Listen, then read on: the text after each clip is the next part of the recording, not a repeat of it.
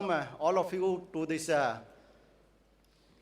unique initiatives initiated by the head of the state, and we feel proud of the Honorable President of India and his complete secretariat for providing us this type of the unparalleled support in pushing the innovation agenda for the country, which is vital at the present juncture.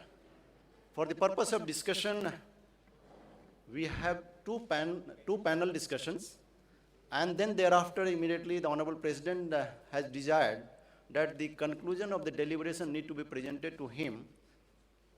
So we have a very tough time, so we need to be quite focused and we need to maximize the amount of the experience all of you are carrying, which need to funnel together in the form of a good set of the conclusions we can be able to bring it about the innovations ecosystems. Both these two sessions we have for the sake of our discussion and to bring some sort of the orderly progress of the eliciting views from all of you, the experienced gentlemen. What we have done, that the entire ecosystems have been broken into 4 parts. The first part will be, we will be concentrating on the grassroots innovation. Professor Anil Gupta is here, who is the brain behind the NIF, National Innovation Program. So grassroots innovation is the pillar and the foundation for the innovations to take place across the country. The second part will be how the incubation network and incubation systems could be strengthened further. And the third part will be how the angel funding can take place. And fourth and the last part of each panel discussions will be concentrated more on how the financing from other than the angel means early stage funding, seed focused funding, including up to the bringing it to the growth level. With that framework, our respected Additional Secretary to the President of India, Mr. Thomas Matthew, is here. We are grateful to him for guiding us, helping us, and all of us, we are grateful to the President's Secretariat. I request Dr. Thomas Matthew to kindly extend his remarks. Thank you, Shivaji. When you began, I thought you would, in true Shivaji style, take over the welcome address too, which you partially did. Thank you for making my job easier. Good morning, ladies and gentlemen. It gives me great pleasure to welcome you to this key session for innovation. There can be no innovation unless you have the oxygen required for it to blossom. I think among the sessions we have had so far, and of the 8-day conference, the 6th day is going to be the most crucial. I'm glad that we have a phalanx of luminaries over here. For a change, I think we will be focusing on lending to the poor and small and not to the rich and mighty. Banking sector is today hogging the headlines in every newspaper for the right reason, for the good reason, and may not be exactly for the best reasons. Notwithstanding that, I think this session would focus on how you will germinate the young brains, how you will provide them the impetus so that they can commercialize their innovation. We are extremely happy that we have today Mr. Jalan, who is a Secretary MSME. As you know, MSME holds the grid or the foundation of a nation's industrial base. And this presence is really encouraging and invigorating to us. So on behalf of the Honorable President and all those who are present here, may I extend to you, sir, a very hearty welcome.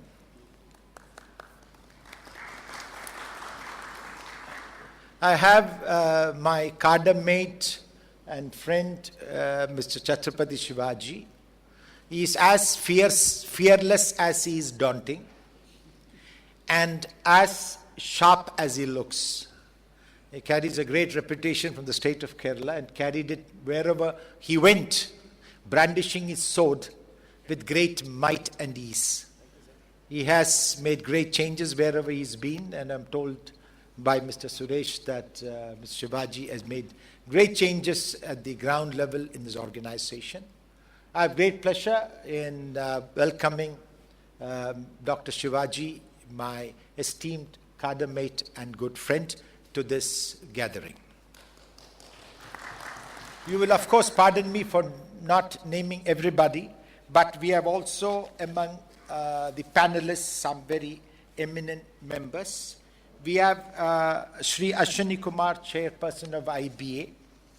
He is probably the doyen of the Banking Association, highly influential and probably a person who can change the way things work and stop also things which do not work well. Let me welcome you, sir, on behalf of the Honorable President to this gathering.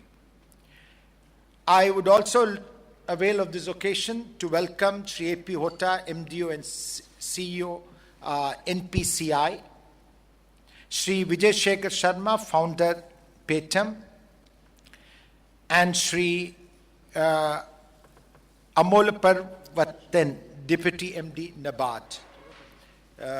Sorry for the tongue twister. With these few words, let me come to the end of my welcome address. Let me once again welcome you most humbly and in the most earnest manner that I can for this most crucial session. Please understand once again that I would like to emphasize that if there is any session which is crucial to the success of innovation, it is this. And it will depend on you to extend the innovators the much needed finances so that they will be able to commercialize their innovation, without which the innovation will remain at a very rudimentary stage.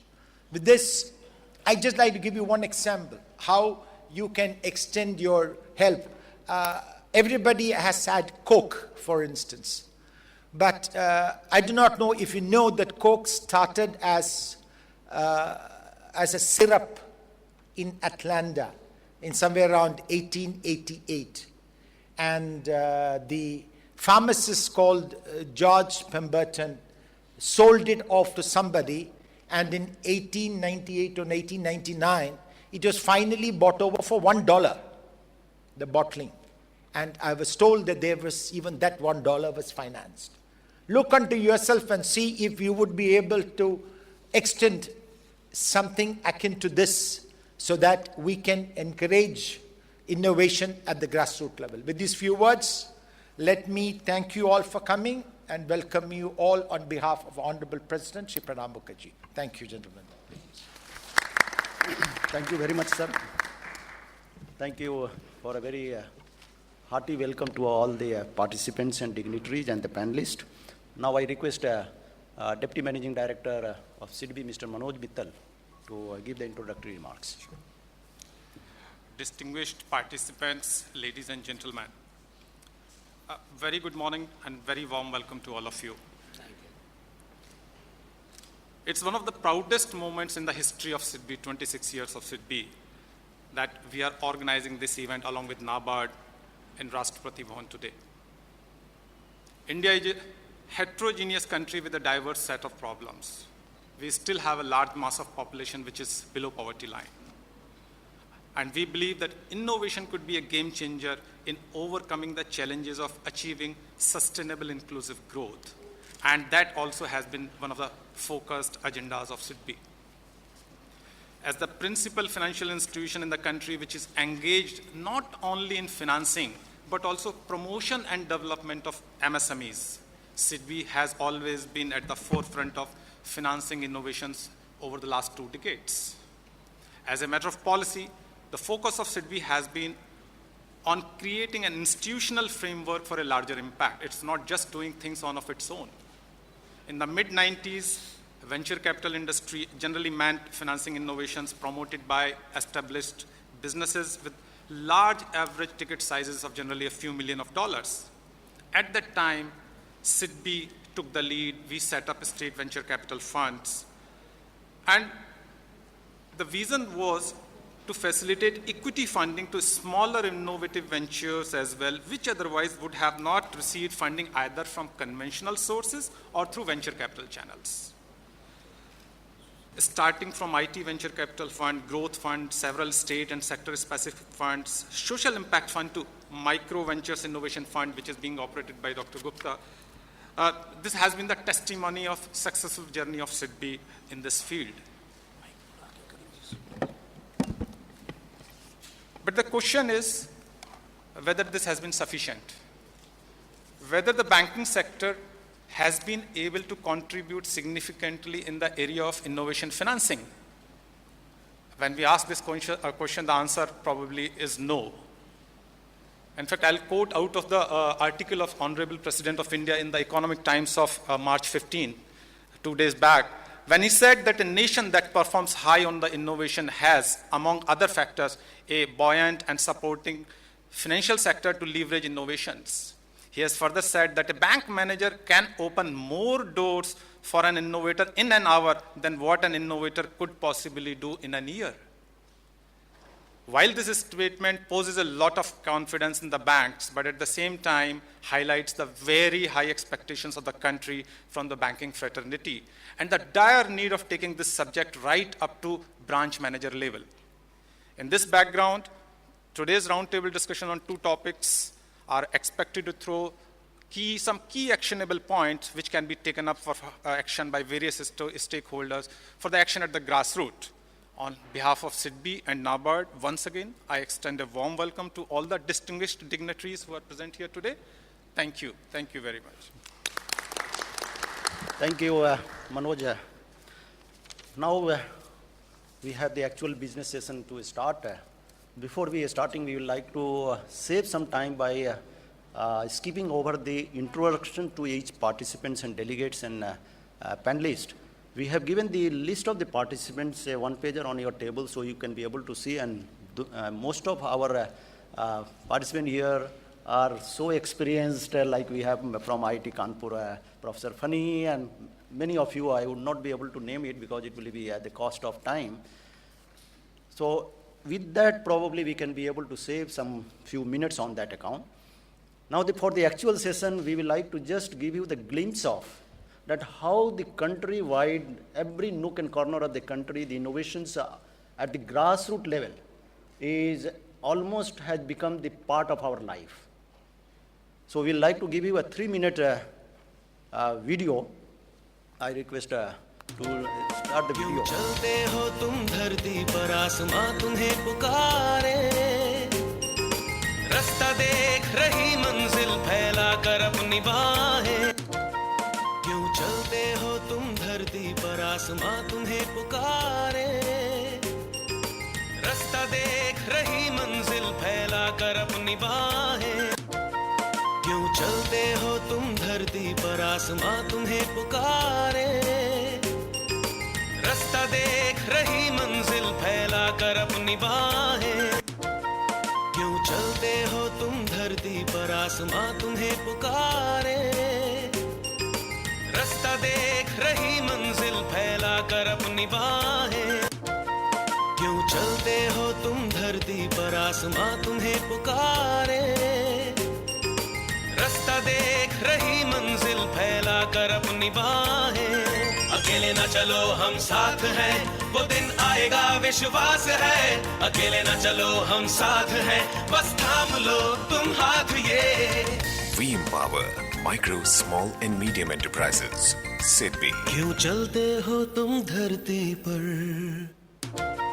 क्यों चलते हो तुम धरती पर आसमां तुम्हें पुकारे रास्ता देख रही मंजिल फैला कर अपनी बाहें अकेले न चलो हम साथ हैं वो दिन आएगा विश्वास है अकेले न चलो हम साथ हैं बस थाम लो तुम हाथ ये We empower micro, small and medium enterprises.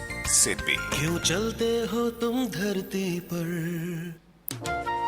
क्यों चलते हो तुम धरती पर आसमां तुम्हें पुकारे रास्ता देख रही मंजिल फैला कर अपनी बाहें अकेले न चलो हम साथ हैं वो दिन आएगा विश्वास है अकेले न चलो हम साथ हैं बस थाम लो तुम हाथ ये We empower micro, small and medium enterprises. SIDBI. क्यों चलते हो तुम धरती पर, क्यों चलते हो तुम धरती पर, आसमां तुम्हें पुकारे, रास्ता देख रही मंजिल फैला कर अपनी बाहें, अकेले ना चलो हम साथ हैं, वो दिन आएगा विश्वास है, अकेले ना चलो हम साथ हैं, बस थाम लो तुम हाथ ये। More We important. empower micro, small and medium enterprises. SIDBI. क्यों चलते हो तुम धरती पर। Thank you. Ladies and gentlemen, this is just to prime our thoughts and stimulate our feeling and channelize our all the energy for the innovation ecosystem. You have seen that how the innovation bug has bitten, including to our cows. The last, the picture which you have seen, that the Indian has the capability to not only to influence our colleagues, friends, and human beings, including the cows and animals, they are now getting number of such activities are going on. But paucity of time, I have kept it only within 3 minutes. We all know that the Chinese work with the hands, but the Indian works with the brain. With that type of the inexhaustible innovation potential we all are carrying, but we are not able to unleash its potential and channelize it for fueling the growth trajectory of the nation and many other things. Considering all that things and paucity of time, we have the very distinguished panelists over here.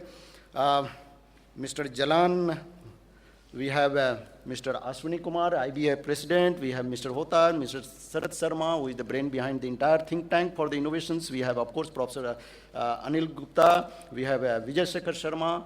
He is just joining. And then we have the DMD from NABARD, Amol Pavanathan.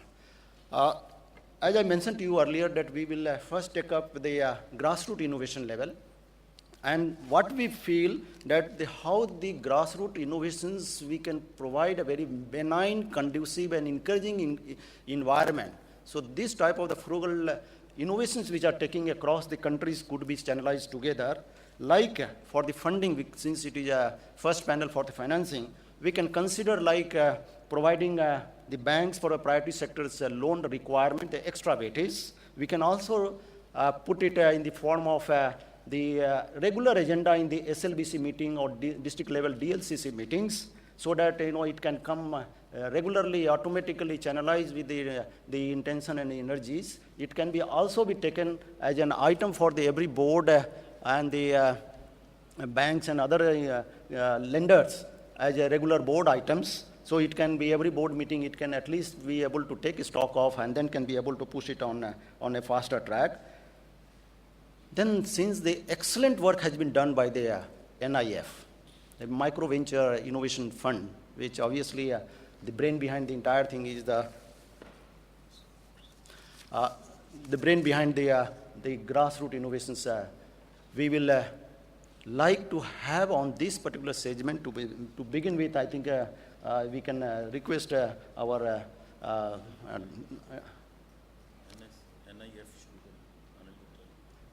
he's in the next one. So I request Dr. Jalan, he is the Secretary MSME, to how we can be able to push it on the fast track on the grassroots innovations level. Thank you, Shivaji. I also thank the President's office for organizing such a session. I just want to make 2-3 points.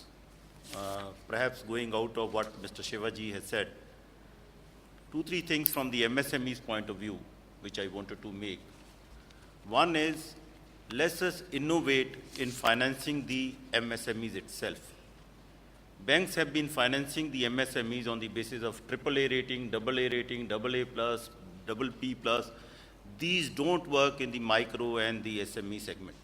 These cannot work for financing the micro sector and financing the small sector. Please innovate. Please let us take a pledge and we can innovate some methodology by which some credit rating of the small sector or the micro sector can be developed, and we can fund that that will be a major challenge, and that will be a very good. I thought that I must use this occasion as we must develop some innovative way of financing the micro and the small sector. That is the one thing. Secondly, I would urge upon you for keeping at least 1% of your financing for innovation. I come from the state where the Jugaad word got invented, Punjab. I was born and brought up in Punjab. That is Jugaad. Jugadu state we call, and Jugadu, all the Jugaad, so-called Jugaad has come. Of course, now there is a management book on Jugaad. But this Jugaad is I am not talking of innovation as Jugaad. Innovation is much more than Jugaad. That is, but we must be financing all these Jugaads which have been shown by in the thing. None of them, I can be sure, has been funded by any bank or by any government organization. They have come. But we must somehow develop some innovation if we can develop, and we can keep aside 1% funding. That will be more than enough for innovative products. And as Dr. Shivaji mentioned, we can bring that innovation on board in the district level bankers committee meeting, state level bankers committee meeting, or maybe on the bank's board meetings also. If we can bring it, that will be really a good change. And we will do something, because all these are micro and small enterprises. All these innovations will develop into micro and small enterprises. Therefore, I am more concerned as Secretary MSME that these type of innovations must be encouraged. Third is, I yesterday visited the tool room at Hyderabad. They have done a lot of innovative products. They have developed a lot of innovative products. And I have visited a few other tool rooms. We have the tool rooms which we have now saying technology centers in MSME. Lot of innovations have been developed by them. But whether they are getting funded or not, why they are getting not commercialized, that is an issue to be discussed. Perhaps that is an issue. Why lot of innovations by our organizations in the government itself are not getting commercialized. That is an issue which is a major debate issue. And I will just end by raising another issue. From the MSME ministry side, I feel that is also important, is that how do we come forward for the micro sector as such? We have some rules for small scale sector, we have some things for the medium enterprises also, but how do we improve the micro sector? And how do we educate the micro sector? Some innovations need to be developed in that. I can assure you that the ministry will definitely look at these issues. Ministry is seriously looking at these issues, but I would need some interventions. Grassroots innovators, he said, I am in this service where the jugaad or innovation is a must. The IAS the problems will always come of that sort, where some sort of innovation is required and some sort of innovation will have to be done for one or the other region. You will have to do it. But the innovations need to be encouraged. We don't encourage that innovation, sorry for saying so in this fora, but we don't encourage that innovation in the government, because somewhere something comes up. I can mention it before Mr. Vigilance Commissioner is there. Some vigilance comes in that, okay, this innovation, why didn't you do this innovation? Because this innovations are bound to end, some innovations are bound to end something in wrong. All innovations are not going to succeed. All innovations are not going to succeed. Therefore, then innovation climate, we need to build that innovation climate in the government as well as outside. Perhaps that is one of the changes which we can somehow recommend to the government through this session. Thank you very much, Shivaji. Thank you very much, sir, for very interesting insights. We have with us the IBA president and the CMD of Dena Bank, who has a distinguished career for over several decades, and he knows how the grassroots level financing which matters is amply demonstrated by his commitment for how the small beat type of the framework of financing the Dena Bank is still pursuing so ruthlessly that there is a remarkable change on the ground. Along with the the grassroots innovations, the funding on the incubation level also, like the suggestions have come that how the CSR related supports, that components could also be dovetailed and channelized so that the more and more incubation networks, etc., could be brought in. I request to dwell on this and give the remarks on these areas. Mr. Ashwini Kumarji. Thank you, Shivaji sir, for this opportunity. Regarding bank financing innovations in rural areas, I think there's no doubt that banks have to enter that area and finance those areas. And in doing so, obviously, there will be, because all innovations are not successful, casualty would be very, very high. So we'll have to have a separate accountability policy in those issues where we are entering into innovation financing.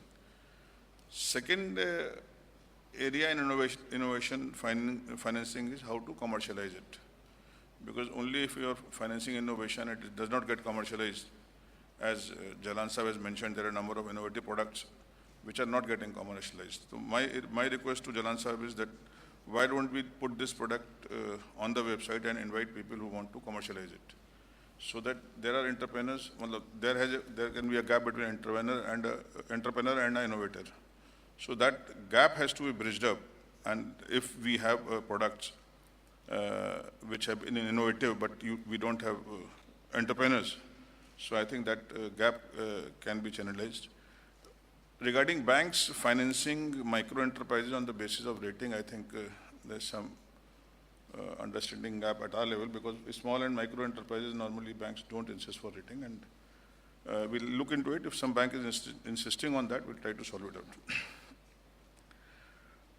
Another area when we talk of, okay, we'll not talk on grassroots level innovator. When it goes higher, then I'll dwell on that issue. But fixing target, we finance everything under the sun, but why don't we finance innovation? We finance crop loans. If there is flood, natural calamity, crop loans go bad. We finance everything. And the percentage of NPAs in those areas are comparatively high. We finance government-sponsored scheme. I was reviewing government-sponsored schemes, where most of the banks have very huge NPAs. So why can't we have this as a innovation financing as a product, say government-sponsored scheme, and do some percentage of the total government? This can be a government-sponsored scheme where we say that then people will become slightly relaxed and financing may become easier. So the fear of innovation not being successful, the fear of innovation not being commercialized, I think there are more fears than actual. Bankers should enter into this field, and we should, once we enter into innovative financing, once we enter into startup financing, we should have a totally separate accountability policy for the bankers, because inherent risks are known. But again, I will say, much more is lost in so many sponsored schemes than would be lost in entrepreneur. So with these opening remarks, thank you, Shoaib sir. Thank you very much, Ashwini ji. Excellent things. We are financing everything, but not the innovation. I think it is excellent insights which has been given, that let us have the innovation financing as a structured product, put in the regular items across all types of the financial institutions and the banks. I think excellent suggestions have come. Now we have, one of the think tank leader in the innovation space, Dr. Sarada here. Dr. Sarada, there are issues like just now a couple of things which have been mentioned. In a country like ours, even the pure vanilla debt financing is also still not going to the large segment of the people. In fact, from the funding the unfunded and banking the unbanked, these type of the excluded segments, even plain vanilla simple debt credits, very difficult even to now reach to those segments. And the innovation is taking place over there. We have to hit that place, that how some of the samples which we have seen, how we can be able to bring the innovation financing segment. Like, some suggestions have come from the Western countries, that how the impact bonds, those type of the product which will be indexed in terms of the performance of these bonds on the actual delivery and performance on the ground, on the social parameters like literacy or any other such related parameters. So that probably, if you can be able to dwell, because you are the think tank leader, and in addition to that, some of the countries, in order to give a push to the innovation financing and this is eco space, including certain tax-related break soaps. Of course, the government Government of India, the Honorable Prime Minister on January 16 has already dwelled out a series of the startup action plan in which there are certain tax-related things. In the union budget of the last month has also dwelled about a couple of things.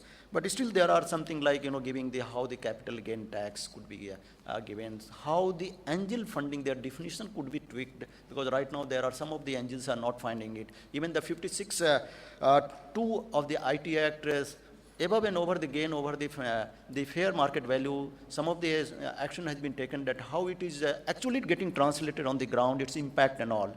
I request you, if you could just dwell on that, will give us a good insight. Thank you. Thank you, Mr. Shivaji.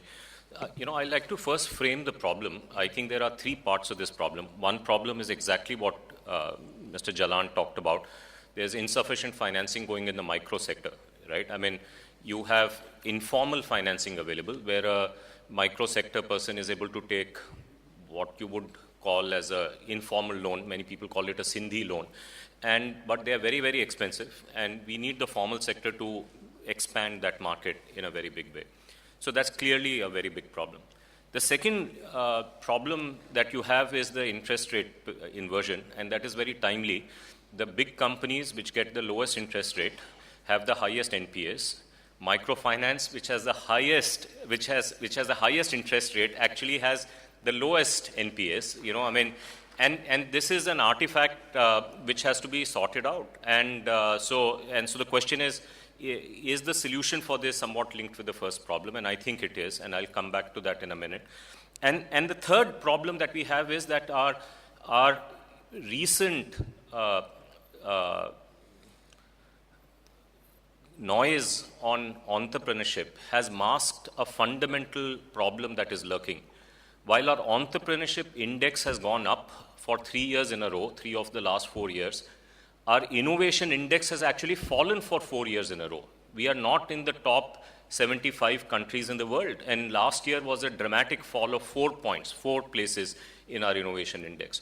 So actually, why is this happening? This partitioning of, entrepreneurship should be commercialization of innovation. That is the simplest way to define entrepreneurship. So why is it that entrepreneurship is supposedly doing well while innovation is supposedly not doing well?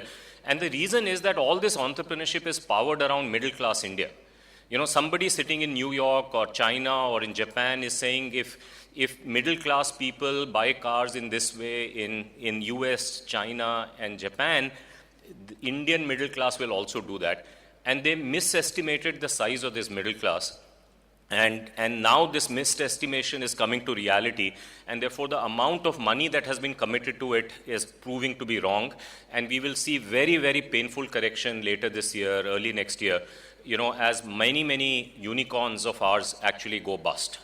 And I fear that in this environment, when this kind of copy-paste entrepreneurship, as I call it, which is not doing any real innovation, but just borrowing a Western idea and trying to bring it to India and scaling it with billions of dollars, when that begins to collapse, it may affect the real innovation potential that we have in India.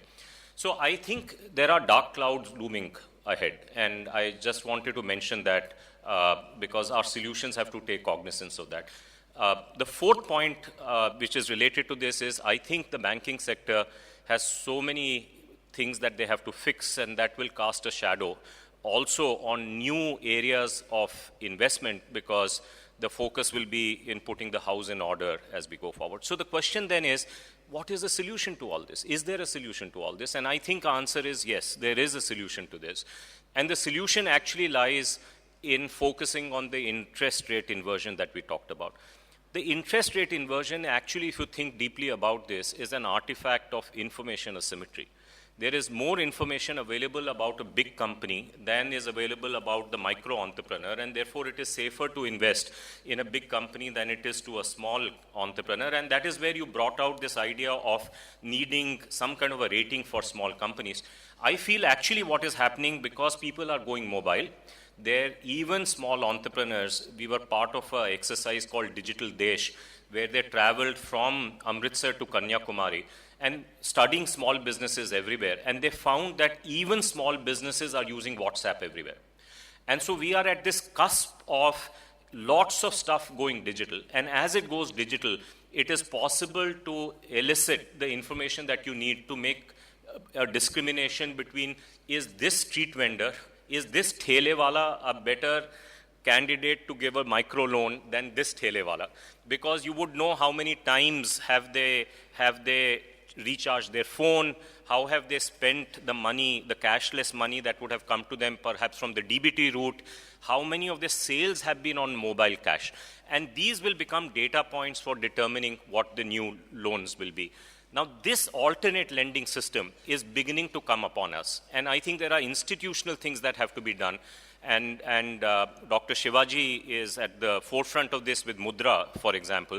And I'm very bullish that if we think through this structure carefully, we will create an alternative lending system that will be very dominant. Now, no lending system can be complete if we also don't fix the saving system. See, what is happening in our saving system as a country, we have very high savings rate.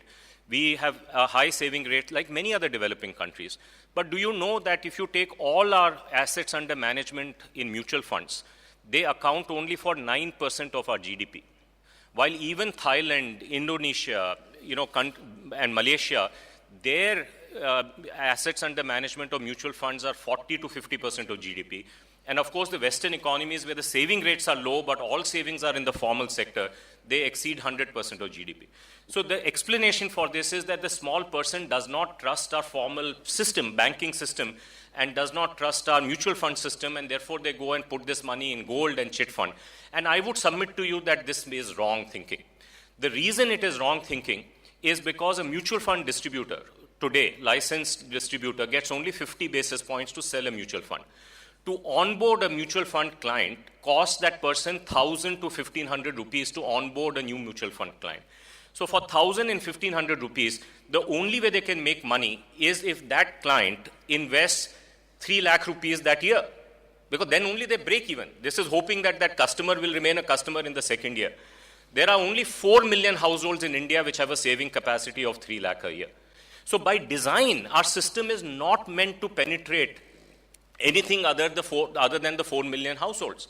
However, if we bring the onboarding costs for a mutual fund distributor from 1,500 rupees to 60 rupees, as is a pilot demonstrating as we speak, running, because SEBI has made regulatory changes as they announced in the circular of January 21st, and they're going to make subsequent changes where in-person verification for savings up till 50,000 in mutual funds will not be required. You can use Aadhaar for that, and today is a good day because we have legal clearance for Aadhaar, so I can pitch that story. And you bring it down to 60 rupees. Now, when you bring it down to 60 rupees, suddenly your drivers will be chased by mutual fund distributors to save their money in a mutual fund instead of a chit fund. And that brings new capital into the system, into the productive system, and that can then be redeployed. So I think these are the two basic elements that we have to put in place as we move forward from a structural perspective.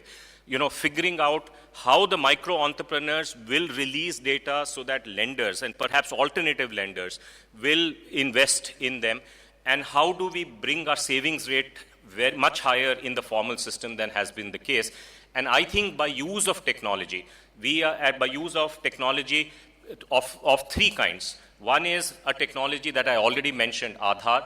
Second is a technology where people can sign loan agreements on their phone, which is completely going paperless, and that is e-sign. It is going to be a very big revolution in India. And the third and perhaps the most important technology actually comes from Hotaji, who is sitting next to me. And that is a revolutionary payment system that has just been launched, which is a technical launch took place on February 13th, and the business launch in April. And I'm sure you'll talk more about it which is the unified payment interface. So I think we have a confluence of factors that are coming together, which allow us to tackle these dark clouds. And these dark clouds can therefore serve as an impetus for us to get our act together so that we can actually make these changes that we talked about. There is so much more to say, but I know we are short of time, so I'll stop here right now. Really great, Sarad. I think, such a beautiful contradictions which we all are confronting every day, especially on the from the credit receiver side, borrower side. Then when you are repaying in time, but is still paying very high. Whereas somebody who is not paying in time, NPA is high, but is still paying rate of interest low.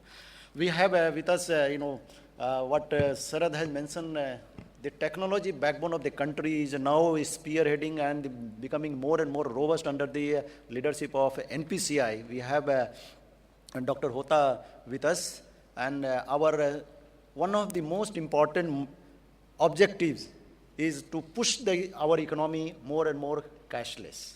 The cashless economy, which Sarad also mentioned, the info asymmetry, one of the prime culprit, which is hitting us in large way, that how the interest rate inversion, which is plaguing almost every institution in the country. I request Mr.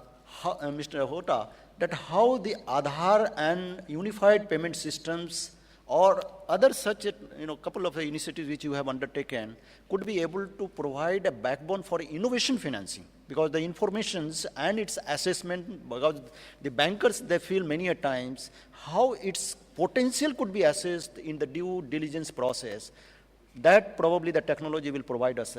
I request you to kindly. Thank you very much, sir. I'm really primarily a payments person, but from that payments angle, I would really try to really present a couple of viewpoints. First thing that Dr. Sarad Sarma indicated, and Dr. Shivaji also endorsed that viewpoint, how electronification of payment can help in building alternative lending system and strengthen the saving systems, and also help building the credit rating system, which Dr. Jalan also talked about, that sometimes the financing becomes difficult because about the credit rating for the segment is not available. So National Payments Corporation, which has been created by Reserve Bank and the banks, have come out with they are working with the institution is working with a very clear vision as to how all kinds of payments can be electronified over a period of time and build a less cash society. The cash handling, it is really anonymous, there is no trail.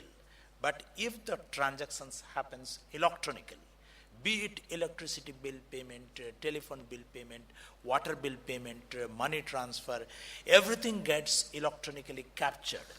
The financial capability or the credit rating person can be built over a time. If you ask right now whether it is possible, no, it is not possible because they are all in decentralized system. But if we can build, and which we are now trying to build, it would be possible to really build the infrastructure which would help the banking system to do the credit rating and evolve the alternative credit mechanism. In this endeavor, a host of payment mechanisms have been created, and this place is also very, I have fond memories of this president's place, right in the auditorium. The RuPay card had been dedicated by the president to the nation, and it in the initial phase, that time PMJDY had not been launched, and today the same RuPay card, the India's own card, made in India card, is 255 million, and that is card payment system, which is an instrument for electronification, is available. I'm really, so I would really say Dr. Matthew and really Mr. Suresh Yadav were really quite helpful in doing this thing. So I have fond memories of this place, and now I'm really talking about innovations, that the instruments of that type would be helpful. Now a very revolutionary product is coming up, In fact, we are taking the assistance and guidance from iSpirit, which Mr. Sarath Sharma talked about, is unified payment interface, real time, 24/7. Send money, receive money. After all, everything boils down to sending money, receive money electronically across the country using the mobile phone, not just only smartphone, the any type of phone which is available with almost everybody. So if this instrument is used by everybody, the transaction history is built, and in due course it can help over the system. Then it would be also pertinent to talk about the Mudra card, which SIDBI is piloting, and we were working with SIDBI, and in fact we are working on a memorandum as to how the Mudra card given to the entrepreneurs, the all transaction history can be built, and that can also help the SIDBI and also the financial system in rating the entrepreneurs and end use of the funds. So this is another dimension of the payments. In fact, we are building on the Kisan card, Pangrain card, grain procurement card, Bhamasa card, and quite a few things in the card payment system. Now we are from the card, we are doing the DMAT and almost doing on the phone, and variety of activities are coming up. So we are, in fact, the country is building infrastructure on the basis of which such innovations and entrepreneurship can be developed. This was my point number one. Point number two, really, I would say, based on my experience, because we run the national payments payment system, so a large number of entrepreneurs keep really knocking our door that we have created a new service mechanism, new financial service of this is the best way to collect money, or best way to pay money, or best way to authenticate the customer. Can we roll out?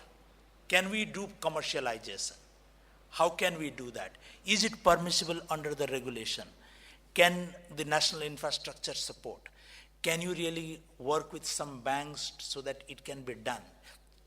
And often we find that regulation relating to innovation is equally important. In financial services industry, I know about financial services.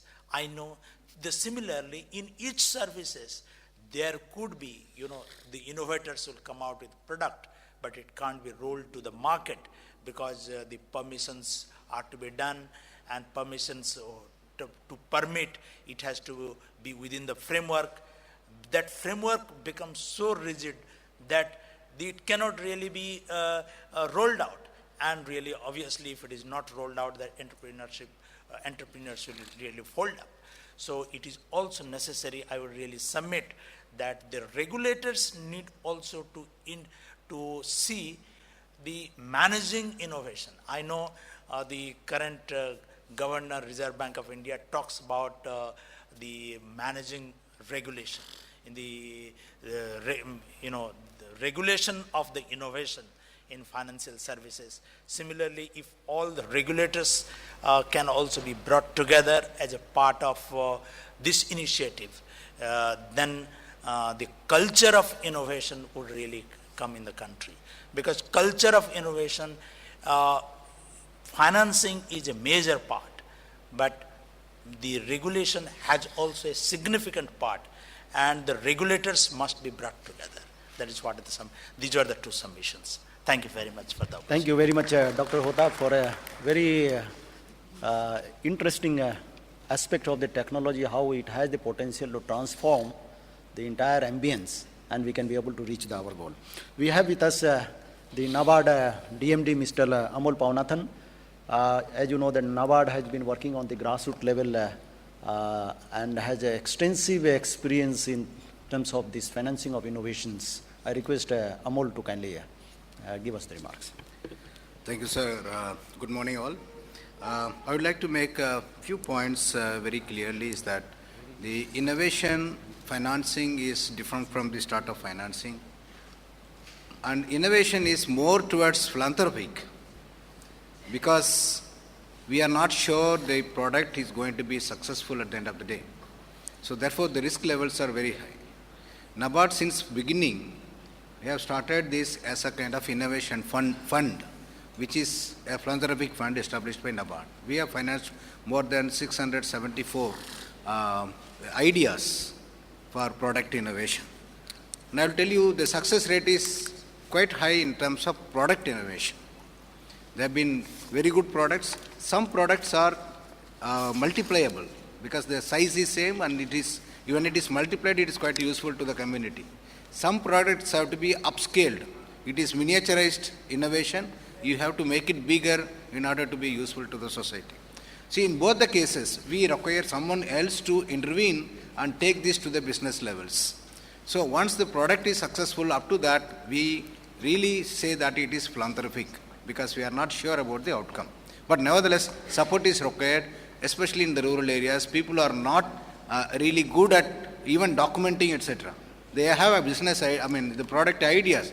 And the product ideas came from the necessities. Then you have seen in the beginning, Shaji showed you 3 minutes clippings. Many of these have come because of some necessity somewhere. So the necessity is the need, is the drive, and the product innovation comes, and thereafter it has to go to business. And not necessarily all the innovators are good business people. So therefore, business incubation is an important thing. We are now switching to business incubation. Why business incubation? The guys do not know where to register, what kind of regulation, what kind of testing, what kind of standards are to be complied with. These things have to be given at one-stop shop.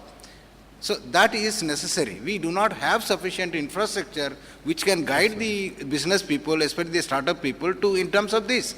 And many people are asking us, even in NABARD, we do not have entire gamut of knowledge. So they say, sir, I am coming out with this product, you tell me where do I register this, where do I, what kind of regulation is applicable to this, etc., etc. So we do not have. And even bankers do not have, I will tell you. Bankers do not have what kind of, all the regulations are applicable for a particular product. So these things should be available at one place. The second phase is when the product comes out, he needs our testing facilities, he needs to produce what you call the samples. For samples, he cannot go for establishing a factory. Somewhere, some place should be available for him to produce a sample. So this kind of infrastructure has to be created. Unlike in the Western countries, this kind of infrastructure has to come in the public sector, in the public domain. Only then people will go there, test their product, get all their formalities done, and then go in for a financing. And the financing institutions can have a handholding with this kind of a business incubation centers or facilitation centers so that they can identify the potential, the innovations that can be scalable commercially. So I think these things need to be very clearly understood, and different products have to come in, and some are philanthropic, some are business orientation. In both areas, there are risk levels are different. Therefore, we should be prepared for it. And maybe the innovation financing or financing the innovation incubators, etc., can also be classified as our the CSR, because many of the companies and the banks are also included. They are spending a lot of money on the CSR. It is better we can open this door for the CSR so that we are able to collect some kitty in the philanthropic manner for supporting the innovations. Thank you. Thank you, Amol. We are fortunate that even in panel 1 we have the banker turned regulator. On my left, Dr. Vasin. I can't resist my temptation to elicit his views also on the financing innovation because of his decades of experience. Especially, sir, the regulatory aspects many a times need to be evolved along with the way in which the eco-space is also moving forward. So in that context, if you see some of the, especially because you have, sir, worked at a banker for decades. So like, CME norms, which restrict the bankers only 20%. There are IRAC norms. Probably the innovations is a different types of the space and the animals which need to be financed probably need to be tweaked further. There is also an insurance companies. The biggest issues in this type of the space we find that the non-availability of the domestic long-term capital, and here we need not only long-term capital, we need even long-term risk capital. and that type of the institutions' appetite and that type of the ecosystems.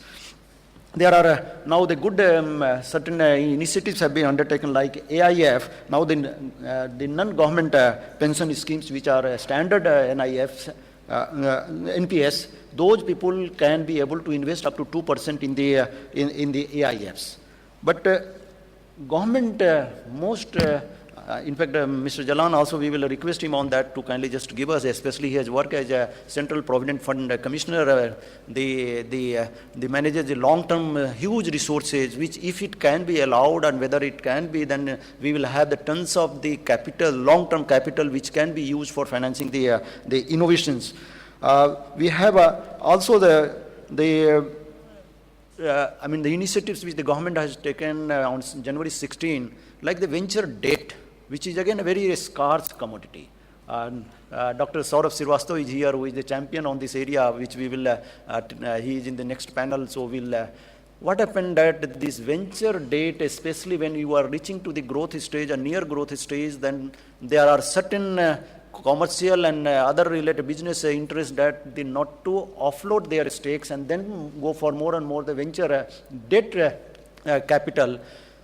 To take care of this concern, the government on January 16 has already announced for setting up, which the SIDBI will be setting up through its subsidiary NCGTC, where it is a trust company, by providing the credit enhancement of the venture debt exposure to all the eligible creditors for the venture debt. So this type of the initiatives which has been taken, and especially now, should we put, let us say, for the banks to have little more nudge to come forward for financing, especially Professor Anil Gupta keep telling the bankers are also required to move little forthcoming, if I can be in his views. Can we put that one of the innovation financing as an indicator for SOI, now it is called KPI, for the performance related things. These are the thoughts which I thought you will be able to give us a good input, sir. I request you, sir. I think if innovation and its replication into business has to be successful, it is necessary that the commercial banks start lending to the innovations, because funding coming from PEs or other agencies or under various instruments is slightly difficult for the grassroots level innovators to, you can say, avail from. Last year I attended this financing of innovations, and at IBA level we decided that what we can do is we can have board-driven policies for financing innovations. Some banks have started work on that, and some are yet to follow that. The most important thing is that, we have to ensure that board-driven policy is put in place. Second, as Dr. Jalan has suggested, that at least 1% of our funding should go to the financing of innovations. Third, I think at IBA level, Ashwani Kumarji can take a lead, because there is a fear among the people that, small branches or at grassroots level, that funding is not taking place.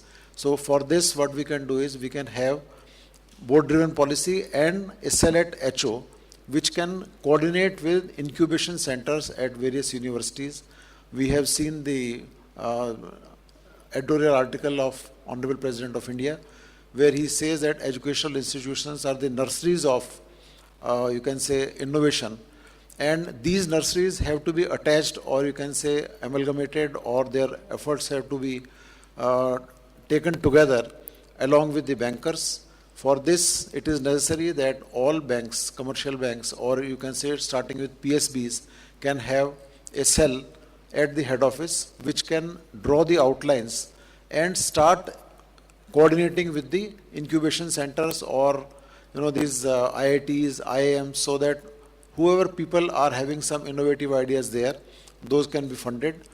Risk is of course there, but if board-driven policy is there and it is taken as a corporate social responsibility, I think the fear of 3 Cs or action later on by the bankers is automatically taken care of.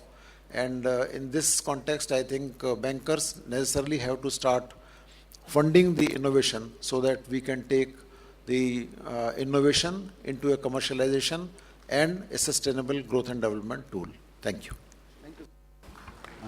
Thank you, sir. Mr. Ashwani, then thereafter we'll have, because, the good number of very experienced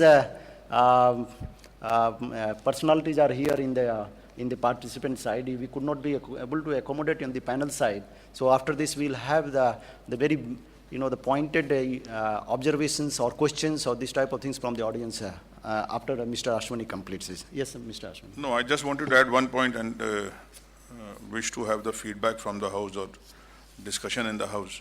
And this comes out of my experience with one of my friends whose son has done his MBA from overseas, spent about 50-60 lakhs. And now he wants to do the business. He wants to set up a startup. The problem comes, where is your margin? Even if we give lower rate of interest. So can we treat the amount invested, because the boy has invested the amount in his education. So some portion of that, I think, can be treated as margin. And then we can go ahead, because he is putting his skin. We say, where is the skin? He is putting his career at stake. He has studied for 2 years, done MBA or MTech or BTech, whatever. He spent 30-40 lakhs. Then he's ready to innovate and commercialize. So I think he's put his life at stake. Where is the question of bringing margin? So I think if that can be treated as a margin, that may help people to develop. Excellent suggestion. I think this type of the matching support to ameliorate the kind of the risk which the entrepreneurs is undertaking and putting their all hard-earned money, probably this could be taken. We have with the audience a very distinguished personality. We have Mr. Satyanand Mishraji, Saurabh Srivastava, Mr. Professor Fani, we have Yadendra Mathur, CMD of Exim Bank, we have CMD of PSB, couple of other distinguished from the VC sides are there. Let us have only, of course, the time is running out, but still we will like to have a very pointed observations or the questions. We have a DMD of CDB, Mr. Ajay Kapoor also. All of you, please, if you can, 1 or 2 observations we can have. Let us start with Yadu. I think he wants. Thank you, Shivaji. I only wanted to share that, the entire MSME funding ecosystem, right around the year you have applications pouring into the banking system. Cannot we take a stand, just like educational institutions have a admission window, let all the small applications, whatever cap you want to decide, but around the country, only for 3 months, you should invite applications for the SMEs, startups, whatever, and not right around the year. And in that 3 months, let all the applications be processed by the entire banking ecosystem, the angel funds, the seed funds. That could bring in more rigor and also reduce the frustration and I would say, shopping for loans. One entrepreneur will make, this same entrepreneur will make 10 applications to 10 banks. And the second comment was, what is SIDBI doing about the state finance corporations? The institutional mechanisms for long-term funding is not through the banks. None of the banks can give the long-term term loans, small term loans, long term, one SIDBI alone can do. In 51, we had the national government pass the State Finance Corporation Act. I regret to say that, that entire institutional architecture, which was very close to the state governments, where the land came, where electricity connection came, has been completely abandoned after the Narsimhan Committee report came. And, so the institutional mechanism again needs to be strengthened. Thank you. Thank you, Yadu. Can we have 1 or 2 more suggestions? We are almost running out of the time. I'm just trying to fill in for Vijay Shekhar, who for some reason has not been able to make, which is financing today. Yeah. So, which is that financing, if we say, of course, I have a panel on the ecosystem to follow, but purely on financing side, today we are seeing more innovation being financed by the startups, companies like PTMs and so many of others. And if we look at the fintech companies which are coming, which are focusing precisely on, what Mr. Jalan said, that, and what was the inversion, which Sharad spoke about, they are addressing that. So I think somewhere we need to take note of that. Just, I'll be speaking in the next panel, but just on the financing part, I just wanted to make a point. You know, the financing systems we have today for business came out in the industrial age in the time of Adam Smith. We have moved from the industrial age to a very different age today. But our financing systems are still based on how do you avoid risk. When you look at innovation, you look at the information age, there's no way you can, if you want to finance them, you cannot avoid risk. You can't have collateral. Although we do see in financing of big business, collateral is sometimes not real collateral. But when you finance innovation, you have to find ways of managing risk and not avoiding risk. So many of the suggestions that are coming out are very interesting, and we need to be very open to figuring out what is a new architecture on how these things need to be done. Thank you. We can have one more observation, but very pointed because we are already crossing the time. Yeah, if I may make a quick observation. Any of you, please. Yes. I just want to make a suggestion to the group, and that is about, because we need domestic pool of capital to fund these innovations. And one of the panelists also mentioned that, you know, there are a lot of foreign funds and they don't understand what is happening in the country. And domestic pool of capital can come from the institutional framework of banks and financial institutions. And if only, 10 basis points of the assets of the banking system are allocated for funding venture capital funds, because you also need commercialization of innovation, and that is where venture capital funds are very important. So that will unlock a huge amount of domestic capital, and RBI can remove the capital charge on that capital. Today, banks have a difficulty in investing in a venture capital fund because there is a capital charge. So if that capital charge is removed and that capital is allocated towards venture capital fund as fund of funds, that will give a great stimulus to domestic pool of capital. Thank you. So I think with this, even though we have a lot of things to discuss, but time is, we'll have the second panel, second panel discussion, you can be able to share it, because, President will come sharp at that scheduled time. So we'll have to move to the next panel.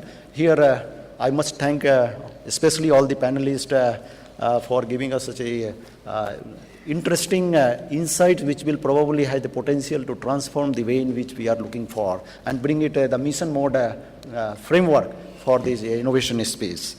Now, with this, of course, I will be preparing some of the salient features which in the form of a PPT, and will present it to the Honorable President of India in the third session.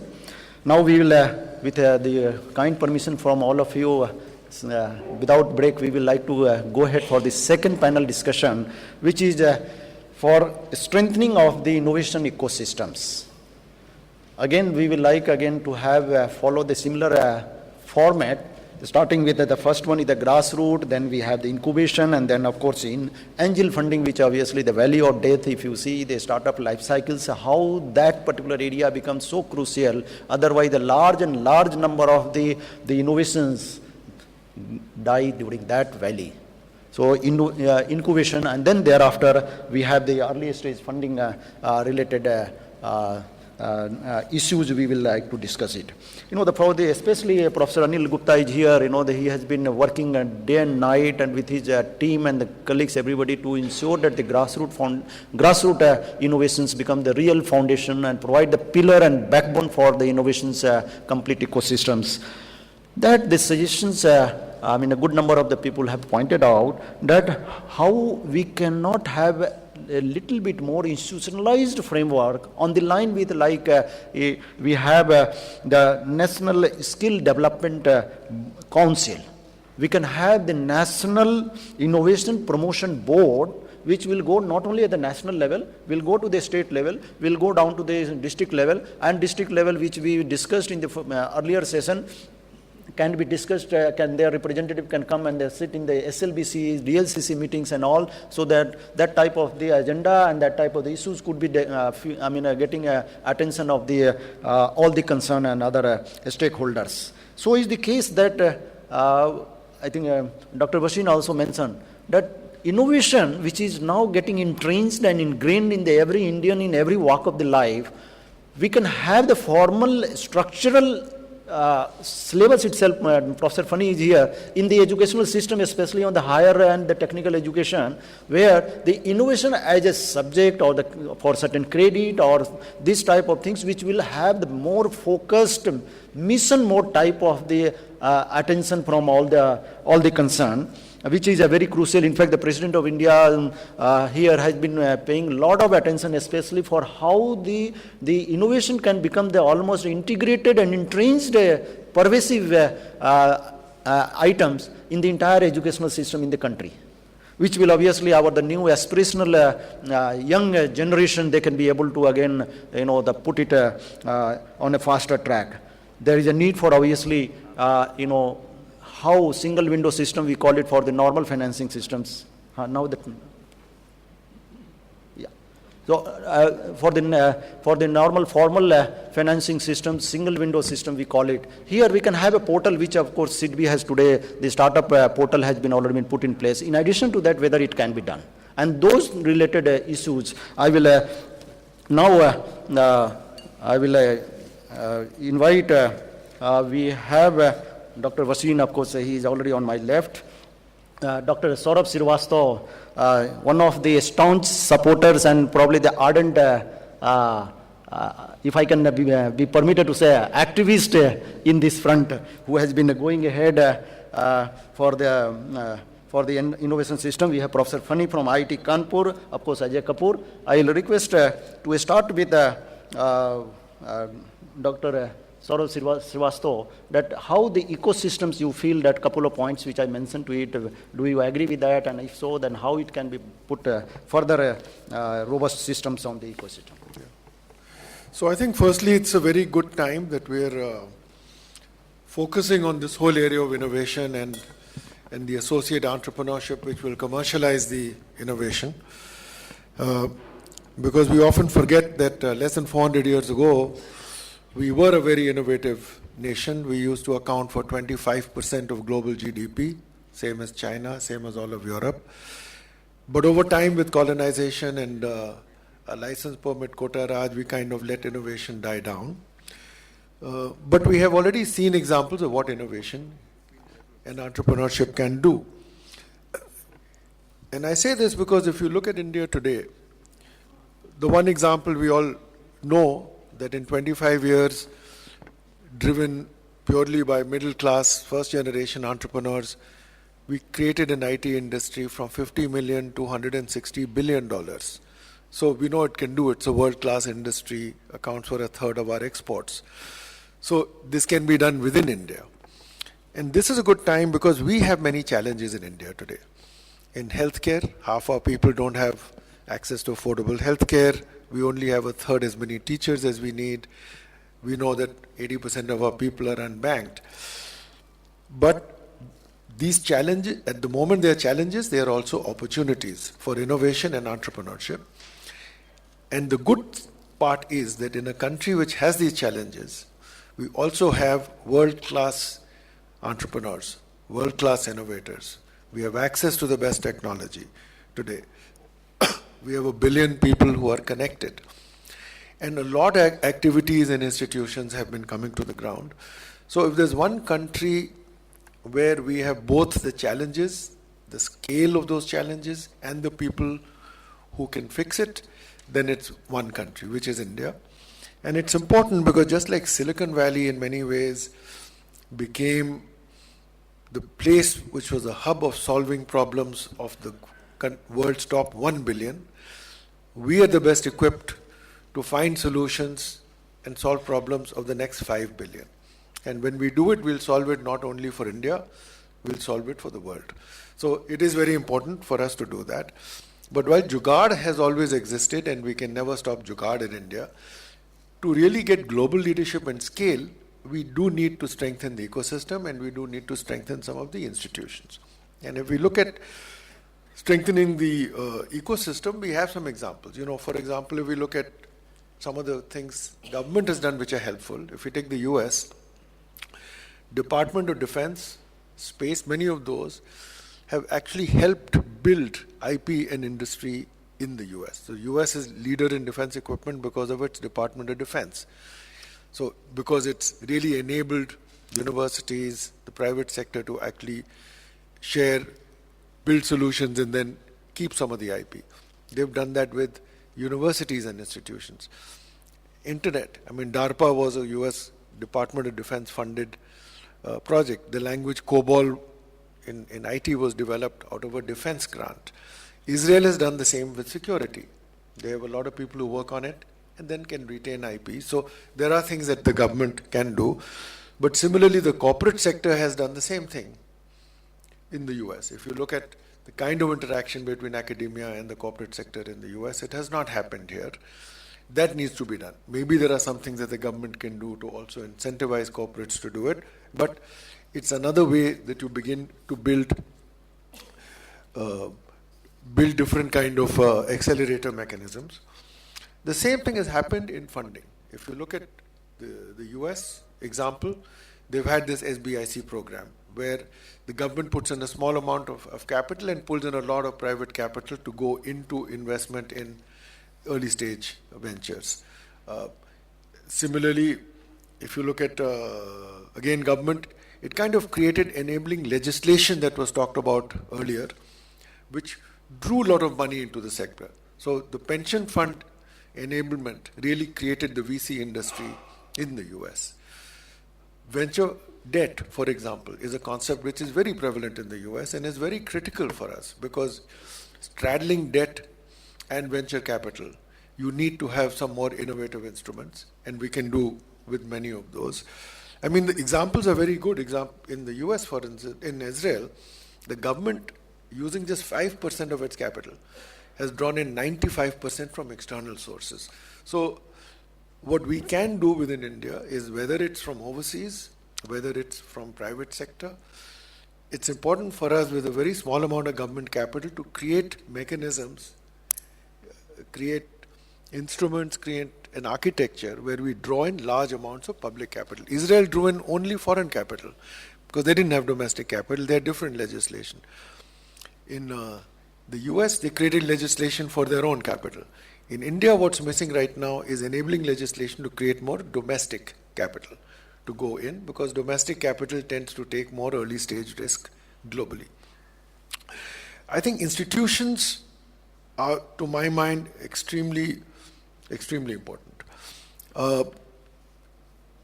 And some great institutions have been created, some more have to be done and strengthened.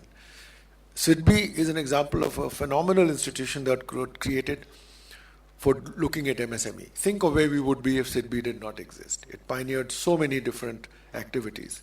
And this is another example of it. You've got the NSDC, for example. That is an institution that's helping. NPCI is another institution. You need these institutions to play a different role in the architecture. And then there are others that come up which are not necessarily government sponsored. You have the National Innovation Foundation, which Professor Anil Gupta is doing. We've had, right in the private sector, NASCOM, the IVCA, iSpirit, Angel Networks. We need to encourage and in many ways create more of them and create connectivity between them, because that is actually what we need. And the encouraging thing I find being involved in this, as Dr. Shivaji said, as an activist, is that over the last decade or two, there's an accelerating pace of how the different institutions are beginning to collaborate and work together. This simply did not happen 20 years ago. Today, it's very welcome to my mind, and that is why the pace has been accelerating over here. I think education is another piece, as a piece of infrastructure. I think that's very important. Not only in doing education on entrepreneurship, to not just people in students in IITs and IIMs, but to go to the less served sectors in the rural areas, many areas, where in fact the jobs that we need will be only created by these people. I mean, lots of areas play. Large industry is not going to go and create jobs. So it will be only small industry. And therefore, creation of those. And lastly, I would say education also of the bankers, people who are going to lend. Because the norms for lending, the expectations, all of those are changing. If we don't align those two, people will be reluctant to actually invest. So I would say a few things, but on the whole, the right time to do it. I'll end with one last piece. The US has done a study by the Kaufman Foundation, which has said that since 77 till today, except for 7 years in between, all net new job growth in the US was done by new innovative startups and companies. We need 10 million jobs a year. They are not going to come from large corporate sector. Thank you, doctor. We have a, thank you. We have Dr. Vasin with us, especially, one of the fear and hesitation of 3 C's, etc., especially for the lenders, and in the current atmosphere, again, probably seems to be now becoming one of the key challenges for many of the lenders. Fortunately, we have a person here who have worked for decades as a banker and now as a regulator, and one of the key element of the 3 C. How that angle of accountability, vigilance guideline, whether there is a need for, and how I've seen him, he has been very, very supportive to create the confidence building among the bankers and those type of the initiatives and the approach he has undertaken. I'm personally very grateful to him, this type of the thing which was probably urgently required. The second thing what I will also request him to kindly suggest, like a NASCOM has already initiated the incubation center network called, NASCOM 10,000. 6 or 5 places work has already started, especially in Bangalore. Whether this type of the initiative could also be undertaken. Third thing on which I will request you to kindly say, especially the funds availability. Now the couple of the ministry also, in addition to the India Aspiration Fund, now the government is again announced for 10,000 crore on this. There are a couple of the sectoral ministries, like especially we have Mr. Jalan here, the MSME ministry has come out with the Aspire Fund, especially to take care of that particular sector of things. Whether this type of the dedicated fund to take care of these type of things from the different ministry can take place, and then probably it can be merged and converged, or that activities could be undertaken. Yeah, these are the 2-3 things which I would just request you, along with the regulatory aspects also, like, angel definition, there are some of the things which probably can be tweaked, which will give a push on that. Request Dr. Vasin, please. Thank you, sir. See, first of all, let me thank the President House. When I received a call from Mr. Yadav, I immediately said that I will come, though I am no longer a banker now, but still I thought that this is a very noble cause for which I must go and attend the conference. Last year I attended, I gained a lot from this. And second is that when we talk of ecosystem, what I find is that there is a will at all the levels. If we start from the top, Honorable President of India inviting for this roundtable is the first step which we all have assembled here, and the focus is added because the head of the state has convened this roundtable. So this shows the will of the government. Second, at the central government level, there are 2-3 new schemes which they have started for, like Atal Innovation Scheme and Setu and all. And third, at state level also a lot of new activities are being done. So there is a synchronization of efforts at the policy making level and at the governmental level, right from the President House to the central government to the state governments. I was going through an article in Business Standard 2-3 days back where they say that about 830 new innovations have been developed into ventures. I mean, the activities where sustainable commercialization has been done and state funding has been done. You can see that Chhattisgarh, I think 6 states they have mentioned in that, which have dedicated land, which have dedicated funds, and on the top of that, the MSME ministry is doing a lot of coordination for this. I think we all are in the ecosystem where lot of efforts and collective efforts are being made to put the ecosystem in place. And I compliment Professor Gupta ji for taking this initiative at the national level and taking it forward at all levels so that innovation can be converted into a commercial project. As far as the 3 C's is concerned, I can assure you that when we sit in Central Vigilance Commission, I am with the Commission for almost 8 months now, and our first priority is that no innocent should be taken to any punitive action and all. And in this direction, what we have started doing is there are 3 types of vigilance we follow. One is proactive or preventive vigilance. Second is investigative vigilance. Third is punitive vigilance. So what we are concentrating in the last 8 months or the years to come is that we should go for preventive vigilance. And that in the first session I spoke, I said that we should have board-driven policies. And board-driven policy means you have a mandate to do something in which the risk is inherent and the loss is also, you can say, if not measured, at least mentioned in the board note. And that is how I brought the concept of policy. So first, there is a support from the state. Second, this board-driven policy. Third, the coordination of various appendages of financial system, which can, you can say, give support to the innovation, so that so that